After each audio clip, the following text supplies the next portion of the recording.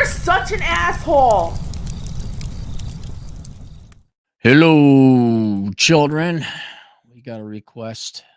Let me go through it here. Cappy, good afternoon. I found you through Lean Living Financial Independence blog I read many years ago, read Poor Richard's Retirement, and enjoyed a lot of what you had to say. And my millennial ass listened to the advice of you and a few other wise Gen Xers. I'm 29, great shape, have a couple lightly profitable side hobbies that could be fully financially independent off of investments on one side, and one of the side hobbies if I wanted to van life it, live in a lower cost part of the US or live internationally. However, one of the side hobbies has the potential to be quite lucrative if I focus on it some more. But for now, it requires me to live in an extremely high cost of living area. Once I quit my full-time job, it's unlikely that I could do any further work in that field. How much longer should I stick it out in my current full-time job before embracing the menu, which is linked below, I've worked so hard in my 20s to achieve? I love safety margins, but I don't want to fall into the one more year syndrome trap so many other young single men who've made good decisions do. To be respectful of your time, I put more context of my current situation below. Read if it suits you. He's a STEM guy, graduated recently, and he's worked in so-called undesirable locations, rural Texas and South Carolina.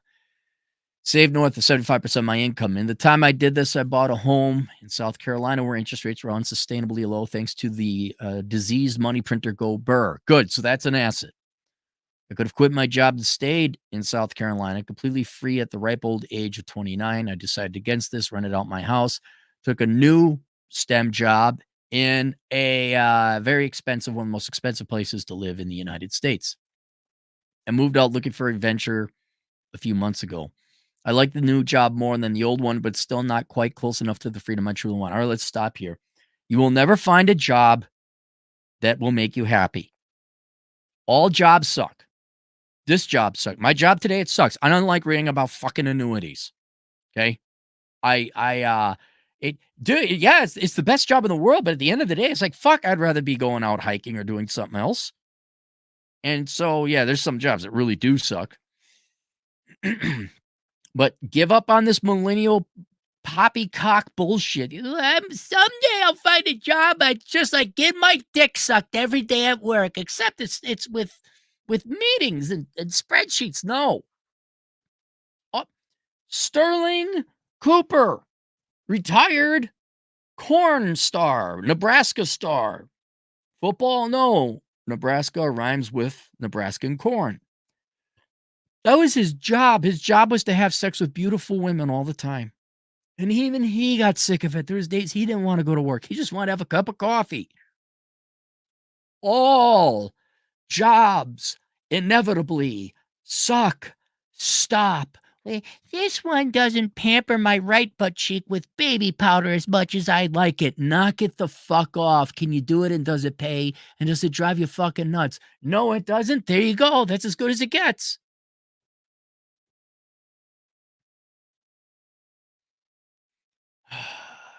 It's not quite close enough to the freedom I truly want. In the months I've been here so far, I've kept with an old side hobby. You are active on the internet. I want to identify you. You lift weights and you're in great shape. And related to that, you've picked up an unexpected revenue source, which is I wish I could say what it is. I don't want to identify because you're very unique.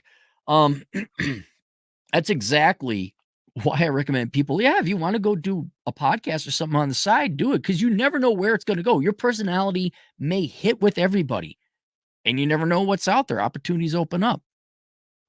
I mean, don't give up your daytime job, but yeah. This one wouldn't happen without moving to the state you are now. In the time I lived in these less desirable areas, I concluded that regarding dating, you nailed it. Even out here where I currently live, there are actual dateable women with an obesity rate of about 50%. Rural South Carolina was horrendous in this regard. I still have found that dating utterly fails a cost-benefit analysis. My plan for the short, and remember, this guy is like a 10. He's jacked. Short term is to be very passive, focus on lifting and my other hobby. And if someone hot comes my way, great, but otherwise continue to invest in myself instead. Right. Well, you went out there, you did, you figured it out. You said, this is not worth it. I don't think you had bad luck. I think your experiences accurately reflect the market as a whole, so you don't have to worry about that anymore.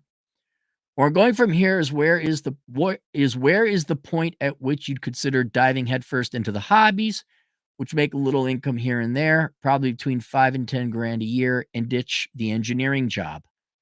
My current net worth is enough to live minimally and be completely free, but it'd be pretty lean and it wouldn't quite be yet to do in super high cost living area I now reside in. I don't want to lock myself into one more year. Okay, look, what else have you got to do? Are you even 30? You're not even 30. Well, what else are you going to do? I understand. Well, I go travel here. I go hike this. I know what you would do, but really, and here's another thing is I was mostly poor for most of my life. And then I got solid middle income. And you actually save money when you have money. And what I mean by that is take cars. Okay. I always had crap cars. They always needed repairs. Always. And inevitably you learn how to fix them yourself. But if you have a car that's a little bit more reliable, you're not spending the weekend fixing up shit. Now you're off doing your side hustle making $50, $60 an hour. You see what I'm saying? So right now you have enough money you could get by, but it'd be tight. Well, that would be even put not only is your budget already strained, but the inefficiencies that come with, oh gosh, I gotta take the bus to get to this place because I'm really running lean. Okay, you're on the bus and people on the bus tend to be poorer, and now you came down with a case of tuberculosis because you're traveling overseas or whatever, or maybe you're just in San Francisco. All right, now you gotta go into the hospital, and now you're down for 3 days, and now you gotta pay some kind of however you treat tuberculosis and, kinda tripping over a dollar to pick up a dime sort of thing. It'd be worth it for you to bolster your retirement savings just a little bit more. Because 'Cause you're saying you can't go back into this industry if you quit? Okay, well, make it count. Y You can hold off. Well, you're not even 30 yet. Just dude, I'd do at least 2 more years, if not 3. Uh, get some more money in there so you never have to worry about money again. The iron's hot. There it is. I'm sick and tired of hitting the hot iron. Do you wanna stop hitting the hot iron now to go out to find out, "Oh, shit, you gotta fire the iron back up again and get it hot again down the road," or just take a couple more strikes while it's there? Yes, it's 1 more year syndrome, but, like, do 3 more years, save up your money, and then I'd take off. Then I'd reevaluate and say, "Oh, okay, yeah, I got enough money now." And I'd be plugging in money, which with your or not your financial background, with your mathematical background, you'd be able to do the math. You'd be able to figure out, okay, I saved up another 100 grand, 200 grand, whatever it is that you could save up in 3 years. You toss it in, compound interest, however long you want to live. Um, then see how the numbers run. And then, oh yeah, I can afford to go out and eat occasionally. I think the ease that would if you put in other words, you put in 3 more years of full-time work. That's 6,000 hours. Over the remaining, and you'll be 32 or 33 or whatever. Over the remaining, God, let's just call it 50 years of your life. That money, that 6,000 hours you invested to raise the money to invest in your retirement fund will save you a lot more than 6,000 hours over the course of your life in terms of time saving and ease. Not even like saving money. That might actually happen too. You see what I could run the engine with this low amount of oil, but it probably is going to seize up down the road. I'm like, dude, just go work up the money for an extra couple quarts of oil so your engine runs way more smoothly for the rest of your life. And here's the other thing. You think like, oh, I'll finally be free. Dude, 50 years is a long time to be globetrotting and jet setting and van lifing. You're going to get bored. And I can almost guarantee you're going to miss some form of work. Uh, but it'd be pretty lean, would be quite enough to do in a super high cost of living area. I don't want to lock myself into one more year syndrome, but 20s are almost over. I'm not sure I want to punt much of my 30s for a job I don't hate. but could take her leave. Dude, if you don't hate your job, it's like your wife. If you don't hate her, that's about as good as it gets. I don't hate my life. My wife. Wow, you're one of the lucky ones. You must be a catch. I don't think it's a lot of room for me to work more than a day or two remotely per week. And given a certain aspect of the nature, becoming an independent contractor looks untenable. So it's either good paying, uh, you give me the details with all the bullshit training rules and regulations come with it, or I'm on my own with minimal income. Stay in the field, man. You haven't even been there. It's just stay in the field and make your money. Having run the calculations on C Fire Sim and Fire Calc, yeah, early retirement extreme. Jacob Lundfisker. I reckon that it would require another 3 to 5 years of work if I wish to stay here and be truly financially independent here, where investment income is enough to pay for all expenses. In the long run, my plan is to live off 3.3% of my assets annually, using 2% of our expenses and 1.3 for charitable contribution. No.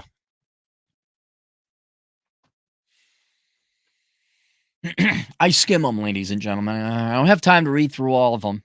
I just saw how long. No, no, no, no, no. You're going to donate over a third of your income to charitable contributions while you're doing early retirement? No, no, you will not. And here's the reason why. Not because I'm greedy or I want you to be greedy or I want you to be like Alex P. Keaton or Charles Montgomery Burns. Charities never solve anything. They merely perpetuate and enable the problem. Holy shit, dude. A third of your early retirement extreme life, a third of your income is going to go to charities? Are you nuts? Are you nuts? Name me one charity aside from the March of Dimes that solved the fucking problem. There's your solution. You don't have to work anymore if you want to just stop pissing, literally pissing away your money. And let me tell you the nature of charities and perpetuating and extending people's misery. All you do with charities is you enable and extend people's misery. That's all you do. You literally torture people. You extend the amount of torture they endure in life donating to charities. 3.3% is very conservative, but the idea here is that as time goes on, I can increase charitable contributions as I see fit. Oh my God. I'm not sold on living here forever, but especially with my potential side gig, I do see the value in doing so for another couple of years to see where that goes. I already got contracts in different towns. The pay from that for now is small, but if these go well, it's likely I have a lot more interest in my services. I like the idea of betting on myself, but I do know that I'd probably be able to go really balls to the wall and increase my odds of success if I wasn't spending 40 hours a week. Well, here's the thing, man. Yeah, keep doing your side gig. Yeah, do it, fly out, take vacation time if you have to. And then if that side gig pays, like you'll find out soon enough it pays you enough to go do it. And all of a sudden, if they're offering you $400 an hour for this side gig, yeah, then maybe you stop your main gig, go do this for a couple of years, and then you're off to the races. What's good about your situation is you're pretty much already there, especially if you don't do the charitable contributions. Um Yeah, I would. You're almost there. So even if you were to give let a worst case scenario, your side gig pays a lot initially. You quit your main gig, then the side gig drives up because that's also a very fickle industry that you're looking at for a side gig. Oh no, I'm not making the money anymore, and I can't get back to my old job. All right, but you still have enough, or you can work some other kind of gig, save up a little bit more money. But yeah, I'd be doing both. There's the old classic both. You're gonna continue doing the side gig and you're gonna do your regular gig for at least 3 more years. Save up the money. I would strongly recommend you reevaluate the efficacy of contributing to charity. It's like an itch. Oh, I'm gonna help them scratch it, but you're not supposed to scratch it, it'll just spread it. Yeah, but it feels good. Isn't that charity? Isn't that all charity? But it makes me feel good. You're making the problem worse. Stop feeding the wildlife. I said, I have a question. How long do you plan to live? You still have the house, and is it paid off? You seem lukewarm about your current place. Obviously, you can live cheaper elsewhere. Is that part of your plan? How much money retirement saving have you saved up between your job and your side gig? How many hours a week is this costing you? And then you send me pages of bullshit. Let me tell you something, son. Get to the fucking point, man. You want to succeed in life? R- Realize rule number 1. No one gives a shit about you. Rule number 2, in work. In work, the people higher up than you have less time and have more responsibility and have a higher cost per time, per unit of time than you do. They don't have time to hear about your stories, read through it, bullet points, man. Get to the fuck up. A general does not have time to hear about a sergeant's personal problems. Sergeant, what was the kill ratio? It's a fucking one. It's a one number. I said, I'm not answering that. All right. Here are the answers. I expect to live about 80, 85 based on family history, genetics. Take a go. Yeah, so 50 years. Okay. Yes, I have it. No, it isn't paid off. 2.375. Oh, hell no. I don't pay that off, man. Oh, hold on to that. Reliable tenant. You're making money on it. He wants to buy it, but got screwed over in a divorce. Divorce. By the way, don't get married. I hope you know that. He's rebuilding finances, saving up for a down payment. I wouldn't sell. Well, God, I wouldn't sell it to him. I wouldn't. Not you got a 2.4% interest rate. You could rent it out. I would not sell it to him. No, don't sell that. Hold on to that. That might be your base of operations. 3, I enjoy the location plenty. I'm happy here, but the reality is my job that is soul crushing in the truly unholy amount of regulatory burden and bureaucracy you have to deal with in this industry. I also know based on how I was raised that I'm not the kind of person who tends to stay in a place very long. Well, too fucking bad. Look, dude, you can sit the fuck down and focus, strike the iron while it's hot and be free forever. Or you can say, I don't like striking iron when it's hot. And then you're going to have to fire up the iron again, strike it. You're going to have 5 times the amount of fucking work. If you don't shut the fuck up, sit the fuck down, strike the iron, save up a little bit of money. You're free forever. What don't you get about this? This is the claim. And you're no dummy. Not with that background. You don't understand the donut or the cupcake or whatever, the Twinkie experiment where they took 5-year-old kids, say, you can have this Twinkie now, but if you wait 5 minutes, you can have 2 Twinkies. And I think the 5-year-olds all took the Twinkie now because they didn't understand delayed gratification. But then I think by about 8, the kids knew, hey, wait, I get 2 Twinkies if I just wait 5 minutes. Dude, be the 8-year-old. I get a kick out of everybody. I'm just not that way. I'm sorry. Were you snoring the white girl blood again? Were you shooting up the white girl blood? Tee. I just don't like math. I'm more of a people person. Dude, bro, I'm more of an idea guy. Ha ha ha ha ha. Like, yeah, and so that doesn't mean you can't sit the fuck down and wait 5 minutes for another Twinkie. Like, I might, and when people do that, well, teehee, I'm just like X.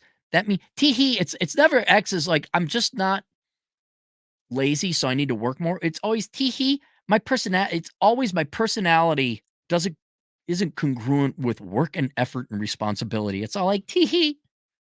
I'm so flighty. I'm like, I just don't like math.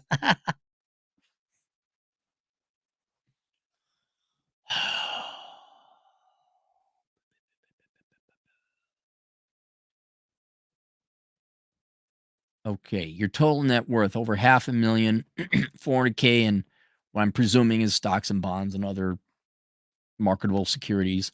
100,000 equity in your house. Small bit. Okay, got a little bit on the side. Yeah, you could go back to South Carolina and live dirt cheap. Yes, you could. But if I want to be financially independent here, I don't have enough due to the nature of my work. I just can't return as a contractor and work part-time. I don't know, man. Do you even like where you at? I asked it. Didn't I ask you, do you like where you're at?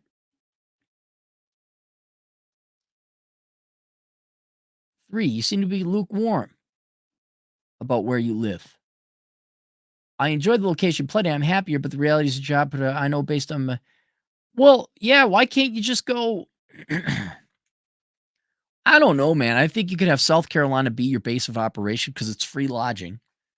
And then you just go and you reconnoiter the world. That's what I would be doing.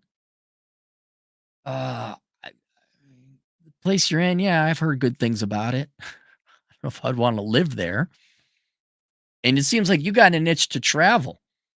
By the way, the state you're in now, it ain't going. It'll still be there when you get back. I would be going in 3 years, make your money. Headquarter out of South Carolina. Travel the world, be fun, be free, and then make changes and evaluate as things go on. And then, maybe you really like where you are then. Maybe you can be financially independent with 3 more years. But yeah, you're almost there. Just 3 more years, you could live wherever you wanted. You do 40 hours a week at the job, 50 hours with commute and overtime, and the other things take 5 hours a week. Yeah, you got plenty of time. I know you gotta go to the gym. You could keep doing both just fine.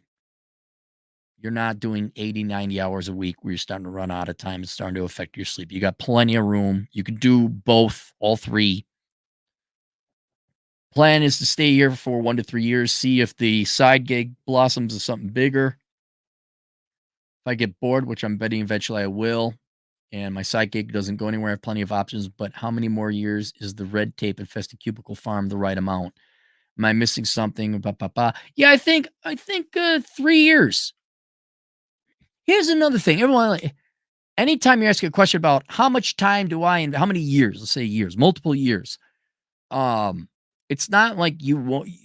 It's not going to take you 3 years to figure out if this is going to be enough. By the end of year 1, things will have changed. Your income will have gone up, stocks and prices gone up or down, whatever. And life choices are always a moving target because your environment always changes. You'll know, and all of a sudden you'll be sitting there year 2 like, "Oh, dang, I made more money than I thought," or "My side gig paid more, or my side gig paid less. I guess I can retire now, or I gotta do 2 more years." You'll know. I mean, don't commit to 3. The circumstances are going to change. Life is very dynamic, it's fluid. But right now, I would plan for 3 more years, yes. There we are. Alright, link below is the hell is link below? The menu, Life Without the Opposite Sex, I think, and then Achieving Financial Excellence, which this guy has. I also strongly recommend for those of you who want to win at life, meaning you don't work for anyone else, you retire, you don't answer, you are truly free. Early Retirement Extreme by Jacob Lund Fisker. Look it up. Moy Free Lifestyle, $5. Aaron is an old OG. Appreciate your advice. F the boomers and keep doing big things, gents. I think the biggest thing is just being free. Like this guy. Here's a classic example. I wish I could say what industry he's in. The man is probably a genius. He would go on to do and create many great things, but why the fuck would he when he could be free? He tried dating girls. He would have probably been a really good father. And I don't know. Okay, that's it. But the big thing is to be free. I don't need a yacht. I don't need to go travel the world in a fancy cruise ship. Man, that's what I wanted to do in Asia. Just walk around. That's all I wanted to do. Sorry, sir, your hotels never got booked. Fuck you. So yeah, I think the big thing is to do what you want, not what society thinks is a big thing. And it's what you want to be is the big thing. And I think everybody wants to be free and not work for some asshole boss. Soldier Boy 214, $2. I got a Chinese girl, Panda Express, sloppy toppy. Oh, okay, good. Christoph and on $5 under IQ, 90 IQ. Take the Twinkie now. Spend $100 a month instead of an IRA payment. Well, wouldn't the $100 a month go to an IRA? Yeah, I wonder. They were testing age. I wonder what the IQ would be. Like, you can have a Twinkie now, get full grown adults, or you can have one in 5 minutes. How many adults would take the Twinkie now? All right, there you guys go. See you guys later. Toodles.